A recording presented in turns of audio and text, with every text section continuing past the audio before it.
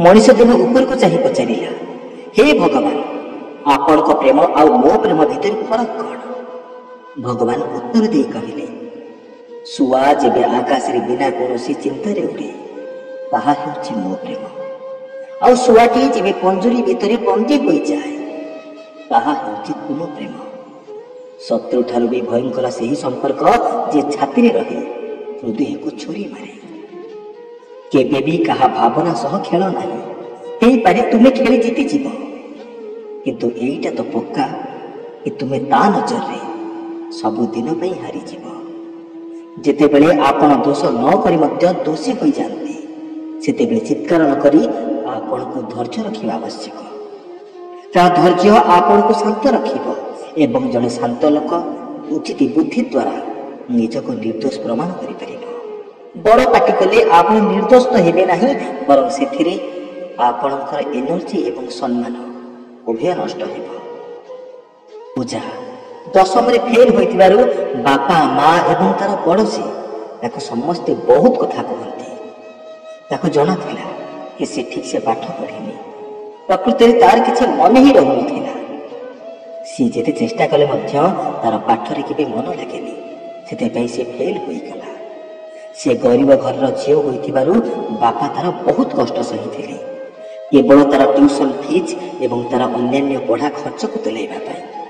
ताको एथिपाई अफसोस भी अछि, किंतु से कोनटा करि परिथांता।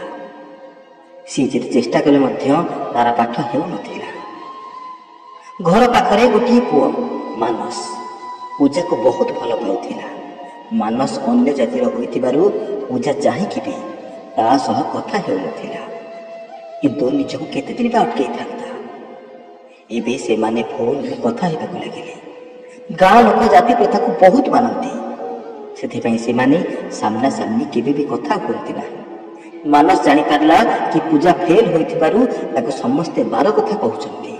सेथिपाई मानस ताको सपोर्ट देला एवं सप्लीमेंटरी परीक्षा देबा पई ताको बुझाइला, किंतु पूजा को पाठ पढ़िबार इंटरेस्ट ही नथिला। मानस ताको ता घर परिस्थिति विषय कहला कि पुनीत बापा ता पढ़ा पाई बहुत कष्ट करिसंती एवं से हिसाब रे बापा को स्वप्न को साकार करिबा तार कर्तव्य। एपरि अनेक कथा ताको मानस बुझाइला। तापर मानस ताको एक कथा भी कहिला, देख परीक्षा सरबा पर्यंत केवल तुमे पाठ पढ़, भल मार्क दरकार नहीं, बास तुमे पास होई जाओ। मो पई सेतिकी यथेष्ट, से पर्यंत आमे कथा हेबा ना। पूजा मध्य पाठ पढ़े लगिगला। जोठी से केबे फेल होइथिला आज से सेकेंड डिवीजन रे पास करिछि। पूजा प्रथम खुशी खबर मानस को दिला। मानस तार मार्क आगु चेक करिथिला, सेति से बहुत खुशी मध्य थिला। एपरि पुओ को पाई पूजा भी बहुत खुशी थाए। पूजा तापरे आगु को पढ़िबाकु लागिला एवं मानस मध्य ताको सपोर्ट करुथिला। सेमानक संपर्क प्राय 5 वर्ष होई गलानी एवं पूजार घर लोक मध्य मानस विषय सब जानिछंती, किंतु मानस बड़ जाति होइथिबारु पूजा एवं तार घर लोक को डर थाए कि मानस घर लोक पूजा को ग्रहण करिबे कि नाही। मानस रोक्य कहूथाए, यदि आम घर लोक राजी न हुंती तेबे आमे घर छाड़ी पळाइबा। पूजार भाउज काहे के जानी पूजा को भल नजर देखंती नाही। मुहरे भल कथा कहंती, किंतु भीतरी पूजा को बहुत घृणा करती। तेबे सही भाउज मध्य मानस सह कथा कहती, सबु बेले पूजा नारी मानस को खराब कथा कहती। पूजा खराब झियोटा, तार चरित्र खराब, से आउ केते जन को आगुर भल पाउथिला, एपरि अनेक मिछ कथा कहती। मानस को किंतु एथिरे किछि फरक पड़ेनी। दिने घर को माउसी पुआ आसी थांती। पूजा आउ ता माउसी पुआ कोनसी गोटे कथा को नहीं हसुथिबा बेले पूजार भाउज मानस को वीडियो कॉल कर देखैली।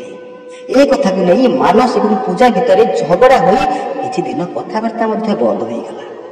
पूजा बहुत चेष्टा कला मानस को बुझेइबाकू, किंतु मानस किछि बुझु न थाए। पाखापाखि मासे कथा बा बंद करे मानस दिने ताड़ू कॉल कला। पूजा खुशी होई कॉल उठाइला, किंतु मानस जहा कहिला सेतिरे पूजार हृदय भांगी गला। मानस ताको गोटे वीडियो पठाइला, जेउथिरे पूजा एवं तार माउसी पुओ भाई बाइक रे बसी कुआडे जाउथिले। पूजा ताको धोखा देइथिबारु से एबे ता सह सब संपर्क काटी देबो ଏପରି କହିଲା। ପ୍ରକୃତରେ ଏଇଟା ବହୁତ ପୁରୁଣା ଭିଡିଓ। ପୂଜା ତା ମାଉସୀ ପୁଅ ଭାଇ ସହ ବଜାରକୁ ଯାଇଥିଲା, ଯାହାକୁ ତାର ଭାଉଜ ମନ୍ଦ ଉଦ୍ଦେଶ୍ୟ ରଖି ରେକର୍ଡ କରି ମାନସକୁ ପଠାଇଥିଲା। ପୂଜା ଏବେ କଣ କରିବ କିଛି ବି ବୁଝିପାରୁନଥାଏ। ତେବେ ଧନ୍ୟବାଦ ପୂଜା, ନିଜର ଦୁଃଖ ମୋ ସହିତ ସେୟାର କରିଥିବାରୁ। ତାର ପ୍ରଥମ ସମସ୍ୟା ଏଇଟା କି ସେ ଏ ବିଷୟରେ କାହାକୁ ବି କହିପାରୁନି, ଆଉ ତା ଭାଉଜ ତା ସହିତ ଶତ୍ରୁ ଭଳି ବ୍ୟବହାର କରୁଛି। ସେପାଟା ମାନସ ମଧ୍ୟ ସନ୍ଦେହ କରି ସତ କଣ ଜାଣିବାକୁ ଚେଷ୍ଟା ନ କରି ସମ୍ପର୍କକୁ କାଟି ଦେଉଛି।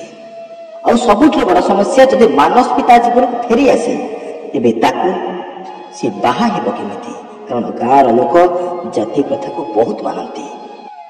ତେବେ ପୂଜା, ପ୍ରଥମ କଥା ତ ଏହା କି ଚିନ୍ତା କରନି କି କାନ୍ଦ ନାହିଁ, ସବୁ ଠିକ ହୋଇଯିବ, ଧୈର୍ଯ୍ୟ ରଖ। ଏ ବିଷୟରେ ସମସ୍ତଙ୍କୁ କହିବାର ଆବଶ୍ୟକତା ନାହିଁ। ସର୍ବପ୍ରଥମେ ବିନା ସଂକୋଚରେ ବାପ ମାଙ୍କୁ କୁହ, ସାହସର ସହ କୁହ, କାରଣ ତୁମେ ପ୍ରେମ କରୁଛ, କୌଣସି ପାପ କରୁନାହ। ମୁଁ ତୁମ କଥାରୁ ଯେତିକି ଅନୁମାନ କରିଛି ସେହି ପୁଅଟି ଖୁବ୍ ଭଲ ପିଲା। ତୁମ ଭାଉଜ ତା ମାଇଣ୍ଡକୁ ୱାଶ କରିଦେଇଛି। ତଥାପି ଯଦି ଭାଉଜ ପାଇଁ ସମ୍ପର୍କ ଭାଙ୍ଗୁଥିଲା ତେବେ ମାନସକୁ ଭାଉଜ ଠାରୁ ଦୂରେଇ ରହିବାକୁ କହିବାର ଥିଲା, ଯାହା ତ ହେବା କଥା ହେଇସାରିଲାଣି। ଏବେ ତୁମର ସେହି ମାଉସୀ ପୁଅକୁ ସେହି ଭିଡିଓଟିକୁ ସେଣ୍ଡ କର ଏବଂ ତାକୁ ସବୁ ସତ କଥା କୁହ। ମାନସର ନମ୍ବର ତମ ମାଉସୀ ପୁଅ ଭାଇକୁ ଦେଇ ଏକଥା କୁହ କି ସିଏ ଏହି କଥାକୁ କ୍ଲିୟର କରିବେ ମାନସ ସହିତ କଥା ହେଇକି। ଯଦି ମାନସ ତୁମକୁ ସତରେ ଭଲ ପାଉଥିବ ତେବେ ସିଏ ତୁମ ସହ ନିଶ୍ଚୟ ପୁଣି ଥରେ କଥା ହେବ। ମାନସ ସହ କଥା ହେବା ପରେ ତାକୁ ନିଶ୍ଚୟ ଏକଥା କୁହନ୍ତୁ କି ସିଏ ଯେପରି ଭାଉଜ ଠାରୁ ଯଥା ସମ୍ଭବ ଦୂରେଇ ରହିବ, ଭାଉଜର କଲ୍ ଉଠାଇବ ନାହିଁ। ନହେଲେ ମୋ ଭାଉଜ ସେହି ସମ୍ପର୍କକୁ ଭାଙ୍ଗିବାକୁ ପୁଣି ଥରେ ଚେଷ୍ଟା କରିବ। ମୋର ପୂର୍ଣ୍ଣ ବିଶ୍ୱାସ ମାନସ ତୁମକୁ ପୂର୍ବ ଭଳି ଭଲ ପାଇବ। ଆଉ ତୁମେ ଯେଉଁ ଜାତି କଥା କହୁଛ ତାହା ଏକ କୁଶ୍ଚିତ ମାନସିକତା, ଯାହା ମଣିଷ ଠାରୁ ଦୂରେଇ ହେବ ନାହିଁ। ରାଜନୀତି ବଞ୍ଚିଥିବା ପର୍ଯ୍ୟନ୍ତ ଏହି ଜାତି ପ୍ରଥାକୁ ସମାଜ କେବେ ବି ଛାଡ଼ିବନି।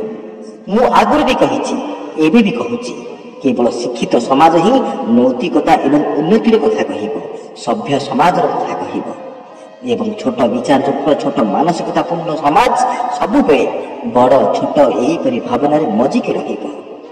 ଏମାନଙ୍କୁ ବୁଝେଇବା ସହଜ ନୁହେଁ। ସେଥିପାଇଁ ଯିଏ ଯାହା କହୁ କାହାକୁ ଖାତିର ନ କରି ତୁମେ ବାହା ହୋଇଯାଅ। ଯଦି ଗାଁ ଲୋକ ବିରୋଧ କରୁଛି ତେବେ ସେହି ଗାଁ ଠାରୁ ଦୂରେଇ ରୁହ। ଏତିକି କରିକି ଦେଖ, ସବୁ ଧୀରେ ଧୀରେ ଠିକ ହୋଇଯିବ। ମୁଁ ବାରମ୍ବାର କହୁଛି, କହିବାଟା ମୋ ପାଇଁ ବହୁତ ସହଜ ହୋଇପାରେ, କିନ୍ତୁ କରିବାକୁ ତୁମକୁ ହିଁ ପଡ଼ିବ। କଷ୍ଟ ହେବ କିନ୍ତୁ ଭଲ ହେବ। ଯଦି ସେ ତୁମକୁ ନ ବୁଝି ଇଗ୍ନୋର କରୁଛି ତେବେ ତାକୁ ଯଥା ସମ୍ଭବ ବୁଝେଇବାକୁ ଚେଷ୍ଟା କରନ୍ତୁ। ନିଜର ପରିସ୍ଥିତି ତାଙ୍କ ସାମ୍ନାକୁ ଆଣନ୍ତୁ। ଯଦି ସିଏ ତୁମକୁ ସତରେ ଭଲ ପାଉଥିବେ ତେବେ ସିଏ ନିଶ୍ଚୟ କଥା ହେବେ। ଇଏ ତ ଗଲା ପୂଜାର କଥା। କିନ୍ତୁ ଯଦି କେହି ଜାଣି ଜାଣି ଇଗ୍ନୋର କରୁଛି ତେବେ ତାଙ୍କୁ ବି ତୁମେ ଇଗ୍ନୋର କରିବା ଆରମ୍ଭ କରିଦିଅ। ତାଙ୍କୁ ଦେଖିବା ବନ୍ଦ କରିଦିଅ। ତାଙ୍କୁ ଏପରି ଜଣାଅ ଯେ ତୁମେ ତାଙ୍କ ବିନା ଭଲରେ ରହିପାରିବ। ନିଜର ଉନ୍ନତିରେ ଧ୍ୟାନ ଦିଅ। ଯଦି ତାକୁ ଗିଲ୍ଟି ଫିଲ୍ ହୁଏ ତେବେ ତୁମେ ତା ସହ ନୁହେଁ ବରଂ ସିଏ ତୁମ ସହ କଥା ହେବା ପାଇଁ ତୁମ ଆଗରେ ଭିକ ମାଗିବ। ଆଉ ତଥାପି ଯଦି ତାକୁ କିଛି ଫରକ ପଡ଼ୁନି, ବାସ୍ ଛାଡ଼ ନା ତାକୁ। ଯାହାକୁ ତୁମେ ଥିବା କି ନ ଥିବାରେ କିଛି ଫରକ ପଡ଼ୁନି, ତୁମେ ତା ପାଇଁ କାହିଁକି ମନ ଦୁଃଖ କରୁଛ? ତାକୁ ତା ବାଟରେ ଯିବାକୁ ଦିଅ। ତୁମକୁ ତା ଠାରୁ ଭଲ ମିଳିବେ। ତା ପାଇଁ ନିଜର ସମୟ ଏବଂ ଏନର୍ଜି ଆଉ ନଷ୍ଟ କର ନାହିଁ। ତେବେ ଦର୍ଶକ ବନ୍ଧୁ, ଆଜି ପାଇଁ ଏତିକି। ପୁଣି ଦେଖା ହେବ କିଛି ନୂଆ ବାର୍ତ୍ତା ଏବଂ କିଛି ନୂଆ ବିଚାରକୁ ନେଇ। ଭଲରେ ରୁହନ୍ତୁ, ନିଜର ଯତ୍ନ ନିଅନ୍ତୁ। ଜୟ ଜଗନ୍ନାଥ, ଜୟ ଶ୍ରୀକୃଷ୍ଣ। ଧନ୍ୟବାଦ।